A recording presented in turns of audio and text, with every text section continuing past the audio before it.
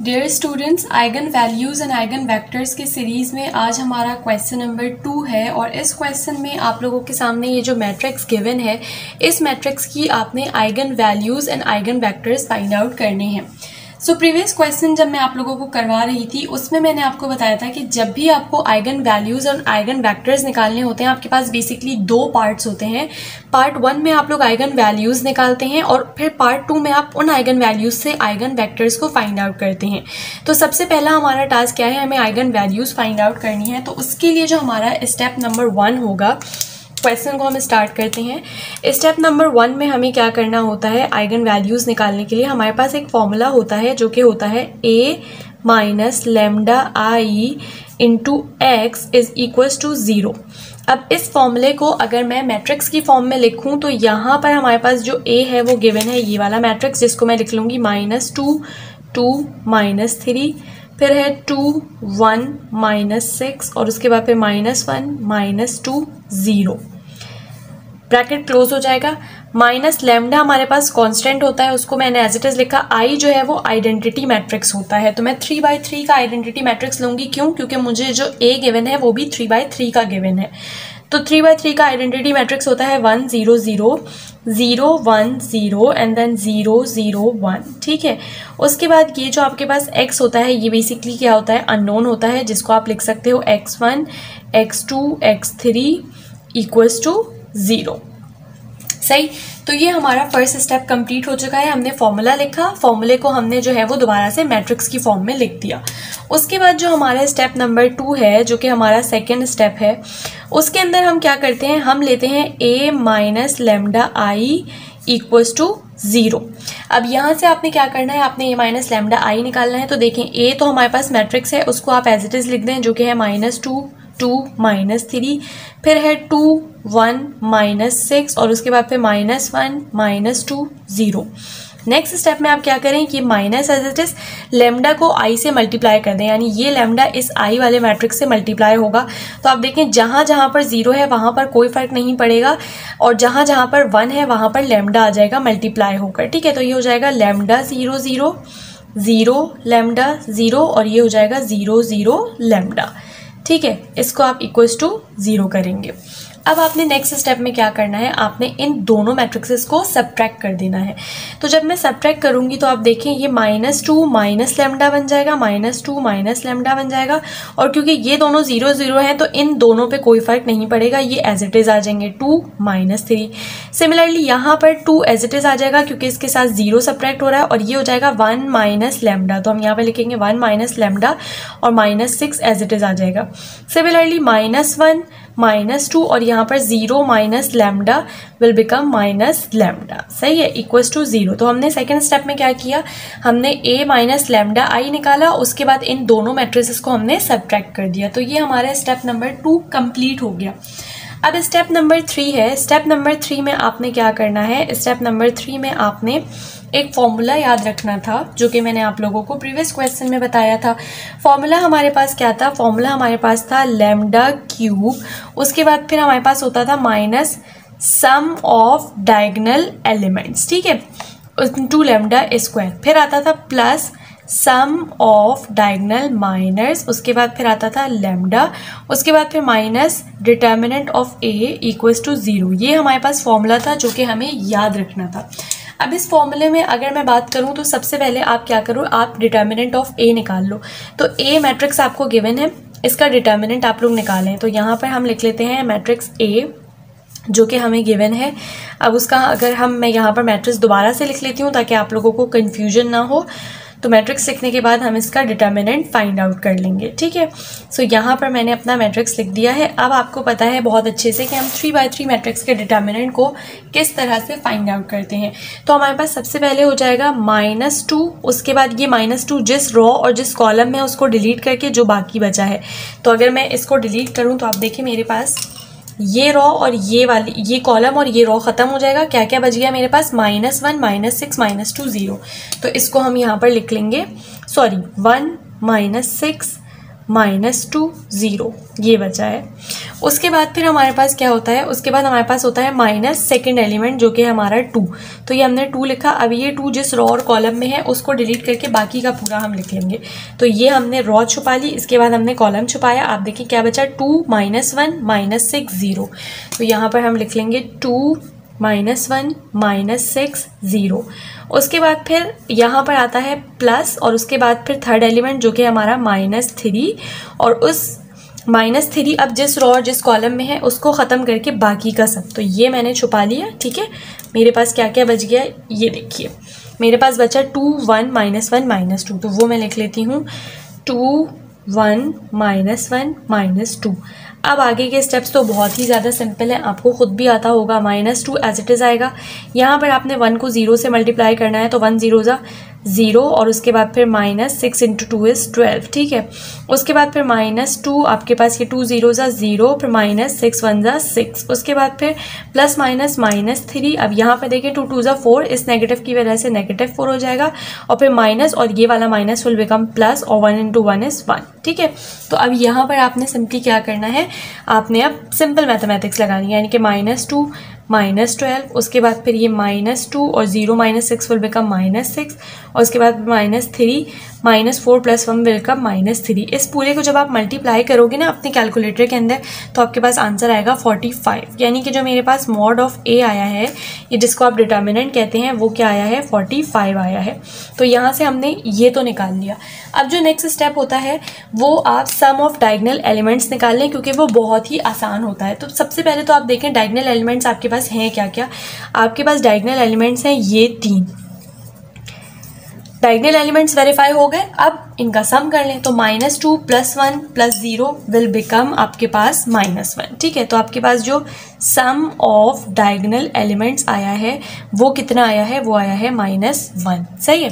अब आपने निकालना है ये भी आपके पास फाइंड आउट हो गया। अब आपने सिर्फ ये निकालना है सम ऑफ डायगोनल माइनर्स। इसको आप थोड़ा सा ध्यान दें, अगर आपने क्वेश्चन नंबर 1 नहीं देखा है। सम ऑफ डायगोनल माइनर्स निकालने के देखिए हम करते क्या हैं। सबसे पहले तो जो डायगोनल एलिमेंट है हमारे, हम उनको देखेंगे। हमारे पास डायगोनल एलिमेंट क्या है, -2 1 और 0। तो पहला डायगोनल एलिमेंट मैं लूँगी जो कि है -2। अब ये -2 जिस रो और कॉलम में है उसे आपने ख़त्म कर देना है, बाकी का मैट्रिक्स एज इट इज़ लिखना है। तो ये और ये वाली रो मेरी ख़त्म हो जाएगी, और क्या बच जाएगा मेरे पास बचेगा 1 -6 -2 0। इसको मैं लिख लूँगी, तो यहाँ पर मैं लिख लूँगी 1 -6 -2 0। उसके बाद फिर अगला आपके पास जो सेकंड डायगोनल एलिमेंट है आपका, वो जिस रो और जिस कॉलम में है वो डिलीट कर दें। तो ये वाला और ये वाला आपके पास जो है ना सेकंड वाली, ये ख़त्म हो जाएगी। आपके पास क्या बचा, -2 -3 -1 0। इसको लिख लें आप -2 -3 -1 0। उसके बाद फिर थर्ड डायगोनल एलिमेंट जो कि हमारा 0। तो इसके लिए ये जिस रो और जिस कॉलम में है वो ख़त्म करके बकाया जो आपके पास बचा है मैट्रिक्स वो लिख दें। तो -2 2 2 1, इसको हम लिख लेते हैं -2 2 2 1, सही है। अब सिंपली आपने क्या करना है, इसको आपने क्रॉस मल्टीप्लिकेशन करनी है, यानी कि 1 0 ज़ा 0 -6 2 ज़ा 12। उसके बाद फिर यहाँ पर कर लें आप लोग, तो -2 × 0 = 0, और ये आपके पास हो जाएगा -3 1 ज़ा 3। उसके बाद यहाँ पर आप लोग कर लें तो 2 1 ज़ा आपके पास हो जाएगा -2 इस माइनस की वजह से, और -2 2 ज़ा 4। तो अब यहाँ पर आप लोग देखें ये आपके पास क्या बनेगा, ये आपके पास बनेगा -11। उसके बाद फिर अच्छा एक सेकेंड 1 0 ज़ा ये 0 हो जाएगा, सॉरी। यहाँ पर आपके पास हो जाएगा -12। उसके बाद ये आ रहा है -3, और ये आ रहा है -6। अब इन तीनों को आपने सिंपली क्या करना है, आपके पास क्योंकि है सम ऑफ डायगोनल माइनर्स ना, तो ये डायगोनल माइनर्स आ गए हैं। अब इनको आप सम कर लें, यानी कि -12 प्लस -3 प्लस -6। तो ये जो आपके पास आंसर आएगा वो आपके पास आएगा -21, ठीक है। तो अब हमारे पास सम ऑफ डायगोनल माइनर्स भी आ चुका है। तीनों चीज़ें आ चुकी हैं हमारे पास। अब हम क्या करेंगे, इन तीनों चीज़ों को उठा के ये जो इक्वेशन हमने बनाई है इसके अंदर पुट कर देंगे। तो अब ये देखें यहाँ पर वैल्यूज़ जब मैं पुट करूँगी तो मेरी इक्वेशन क्या बन जाएगी, इक्वेशन बन जाएगी λ³ minus sum of diagonal elements. तो डायगोनल एलिमेंट्स जो हैं उनका हमारे पास सम क्या आया था, हमारे पास आया था -1। तो हम वो लिख लेंगे -1 × λ², फिर plus sum of diagonal minors. Diagonal minors का सम हमारे पास क्या आया था, -21। तो यहाँ पर आप लिख लीजिए -21, ये किससे मल्टीप्लाई हो रहा है, लैम्डा से, और फिर माइनस आपके पास जो डिटर्मिनेंट ऑफ ए था, डिटर्मिनेंट ऑफ ए आपके पास आया था 45 इक्वल्स टू 0। ठीक है, अब इस इक्वेशन को आप सिंप्लीफाई कर लो तो ये आपके पास हो जाएगा lambda cube plus lambda square -21 lambda -45 equals to 0। ये आपके पास आ चुकी है इक्वेशन। ठीक है, अब आपने क्या करना है, आपने इस इक्वेशन को कैलकुलेटर में पुट करना है। कैसे पुट करना है मैं अपने फर्स्ट जो क्वेश्चन मैंने किया था उसके अंदर बता चुकी हूँ पूरी तरह से। अभी मैं आप लोगों को सिर्फ वर्बली बता देती हूँ। अगर आप FX 570 कैलकुलेटर यूज़ कर रहे हैं तो उसके अंदर आपने मॉड प्रेस करना है। मॉड के बाद आपने ऑप्शन नंबर 5 जो कि इक्वेशन का ऑप्शन होता है वो प्रेस करना है। उसके बाद जो भी इक्वेशन आपकी इस फॉर्म में है जिसमें क्यूब, स्क्वायर और सिंपल एलिमेंट है वो और कांस्टेंट है, वो वाली इक्वेशन सेलेक्ट करके आपने सिर्फ और सिर्फ वैल्यूज़ को पुट करना है और अपना आंसर फाइंड आउट कर लेना है। तो जब आप ऐसा करेंगे आपके पास जो आंसर आएगा वो आएगा -3 एंड देन 5। तो ये जो -3 5 आए हैं ये हमारे पास आइगन वैल्यूज़ आई हैं। ठीक है, तो ये हमारा जो फर्स्ट स्टेप था जिसमें हमें आइगन वैल्यूज़ फाइंड आउट करनी थी वो हमने कर लिया है। अब नेक्स्ट हमारे पास क्या है कि हमें इन आइगन वैल्यूज़ के थ्रू आइगन वेक्टर्स को फाइंड आउट करना है। सो हमने यहाँ पर पहली आइगन वैल्यू अपनी ले ली है, लेट लैम्डा इक्वल्स टू 5, यानी कि मैं इस वाली से स्टार्ट कर रही हूँ। ठीक है, हमें अब क्या करना है कि हमारे पास जहाँ जहाँ पर लैम्डा था वहाँ पर हमें 5 पुट करना है। तो देखिए हमारे पास जो इक्वेशन बनी थी वो ये बनकर आई थी। ठीक है, मतलब जो मैट्रिक्स बना था वो ये बनकर आया था। अब आपने यहाँ पर क्या करना है, आपने यहाँ पर लैम्डा की जगह पर 5 पुट करना है और इस मैट्रिक्स को सॉल्व कर कर लिखना है। तो जब आप ऐसा करेंगे तो आपके पास ये जो मैट्रिक्स बनेगा, यहाँ पर इस लैम्डा की जगह पर आपने 5 पुट करना है, इसकी जगह 5 पुट करना है, इसकी जगह 5 पुट करना है। ठीक है, तो आपके पास ये जो मैट्रिक्स बन जाएगा वो क्या बन जाएगा, -2 -5 विल बिकम -7। सिमिलरली यहाँ पर 1 -5 विल बिकम -4 और यहाँ पर आपके पास -5 आ जाएगा। तो मैं इस मैट्रिक्स को क्विकली लिख लेती हूँ यहाँ पर। तो आपने इस मैट्रिक्स को बेसिकली क्या किया है, सॉल्व कर कर लिखा है। ठीक है, सॉल्व करके आपके पास मैट्रिक्स बन गया -7 2 -3, उसके बाद फिर 2 -4 -6 और उसके बाद फिर हमारे पास है -1 -2 -5। ठीक है, इस मैट्रिक्स के साथ हमारे पास बेसिकली क्या थे, x1 x2 x3 थे, जो कि हम लिख लेते हैं x1 x2 x3 equals to 0।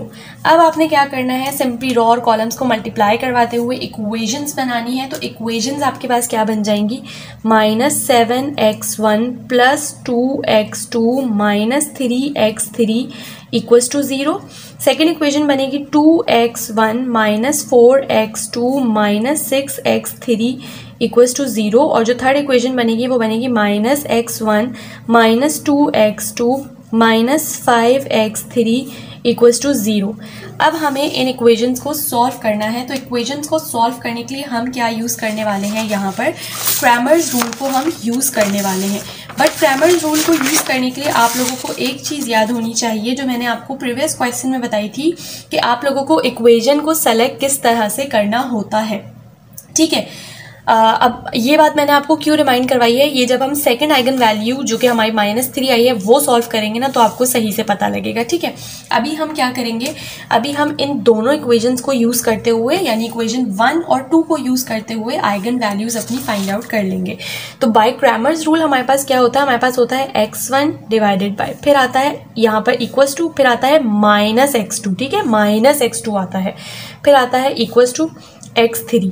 अब आपके पास बेसिकली होता है क्या है, आपने x1 को छुपा देना है। अच्छा, ये इक्वेशन अभी फिलहाल आप कंसीडर करेंगे, आपके पास नहीं है क्योंकि हम सिर्फ इन दो इक्वेशंस को ले रहे हैं। x1 को छुपा दीजिए, आपके पास क्या बचा, आपके पास बचा 2 -4 -3 -6, वो लिख लें यहाँ पर आप नीचे, 2 -4 -3 -6। सिमिलरली आपने क्या करना है, x2 को छुपा देना है। अब जो आपके पास बचा -7 2 -3 -6, वो लिख लें आप, -7 2 -3 -6। एंड सिमिलरली यहाँ पर आप लोगों ने क्या करना है, x3 को छुपा लेना है और जो भी बचा वो लिख दें, यानी कि -7 2 2 -4। ठीक है, तो हम लिख लेते हैं -7 2 2 -4। अब आपने सिंपली क्या करना है, इनको सॉल्व करना है। तो ये देखें x1 डिवाइडेड बाय, यहाँ पर ये आपके पास क्या हो जाएगा, 2 6 12 माइनस की वजह से माइनस आया और ये माइनस माइनस प्लस हो जाएंगे, लेकिन माइनस जो साइन हमारे पास आता है और 4 3 ज़ा 12, ठीक है, इक्वल्स टू माइनस x2 और डिवाइडेड बाय 7 6 ज़ा 42, तो ये हो जाएगा 42 और उसके बाद फिर ये वाला माइनस और जो माइनस फॉर्मूले का है विल बिकम प्लस और 2 3 ज़ा 6 equals to x3 divided by 7 4 ज़ा 28 माइनस 2 2 ज़ा 4, ठीक है।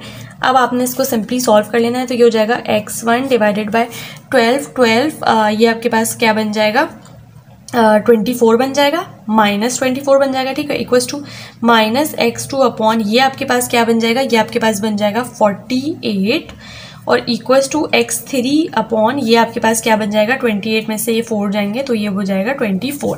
अब अगर आप देखें तो ये जो डिनोमिनेटर्स हैं ये 24 से डिवाइड हो रहे हैं, तो इसको अगर आप कट करें तो ये हो जाएगा -1, इसको करें तो ये हो जाएगा 2 और इसको करें तो ये हो जाएगा 1। अब आपके पास इस तरह से जो x1 आया है वो आया है -1, जो x2 आया है वो आपके पास आया है यहाँ पर -2 और जो x3 आपके पास आया है वो आया है 1, ठीक है। तो यहाँ पर अब अगर आप लोग चाह रहे हैं कि आप लोग यहाँ पर कॉमन ले सकें, तो कॉमन लेने के लिए अगर आप बुक वाला आंसर चाह रहे हैं तो आपने क्या करना है, यहाँ से माइनस के साइन को कॉमन ले लेना है।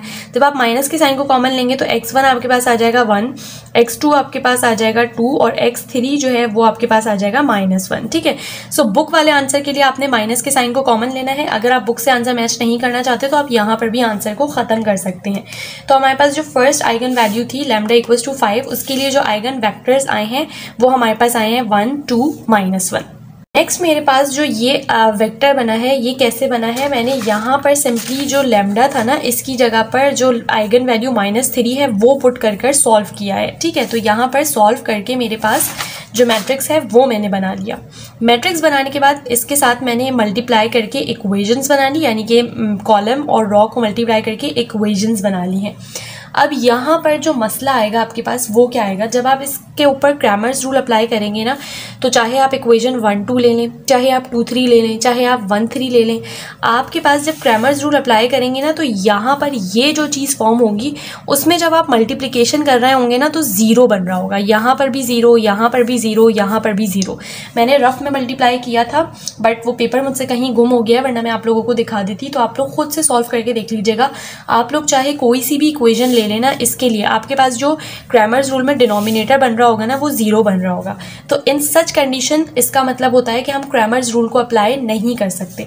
तो इसका मतलब कि यहाँ पर इन इक्वेशंस को सॉल्व करने के लिए हमें क्रैमर्स रूल को नहीं, हमें एक दूसरे मेथड को फॉलो करना पड़ेगा, जिसके अंदर हम क्या करते हैं, हम जो पहला लेते हैं यहाँ पर हम इक्वेशन 1 ले लेते हैं, ठीक है। इस वाली इक्वेशन को हमने सेलेक्ट कर लिया है। इसके अंदर आपने लेट x2 इक्वल्स टू 0 कर देना है, ठीक है। जब आप यहाँ पर x2 को 0 पुट करेंगे तो आपके पास इक्वेशन क्या बन जाएगी, इक्वेशन बन जाएगी x1 - 3x3 इक्वल्स टू 0। इसके बजाय आप लिख सकते हैं x1 इक्वल्स टू 3x3।